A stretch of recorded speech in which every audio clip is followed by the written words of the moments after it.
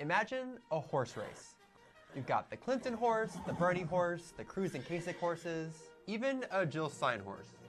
Imagine a bunch of reporters who are used to seeing this play out every 4 years, used to seeing the two strongest horses race neck and neck to an exciting photo finish.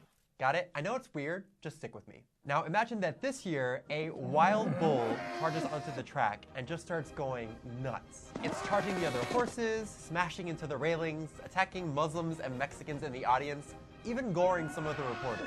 Now you'd think, given the unique situation, that the reporters would be freaking out. They'd be screaming, "Holy shit, run for your lives, this is not normal."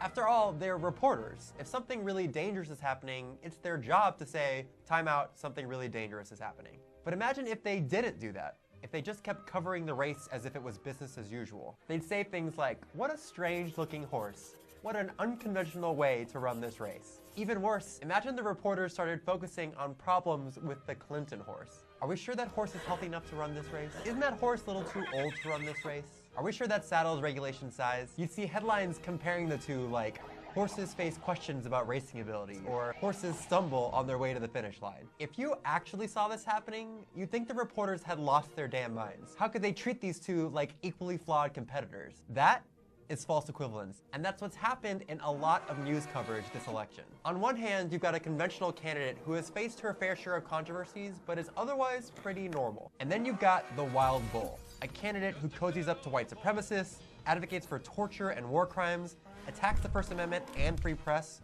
wants to ban a whole religion from entering the country, makes racist attacks on Mexicans and Mexican Americans, the list goes on and on. These are not similarly flawed candidates, but campaign reporters are so used to the horse race, so used to the photo finish, that they're not always comfortable admitting when there's a wild bull on the track. The fear being that freaking out about the bull would be biased or unfair or just not their job. Which is why a lot of news outlets have paid the same amount of attention to things like the Clinton Foundation or Clinton's emails as they have to the unprecedented, democracy-threatening dumpster fire that is the Trump campaign. And when news outlets treat Trump and Clinton like two equally flawed competitors, audiences internalize that. They start believing that Trump controversies and Clinton controversies are equally newsworthy or disqualifying or normal. But this hasn't been a normal election. There's been a goddamn bull rampaging on the track. And news outlets that have treated Trump and Clinton as if they're somehow the same, as if their controversies are somewhat comparable, have misled their audiences. And they've done a real disservice to anyone who wants to understand what's really at stake in this election.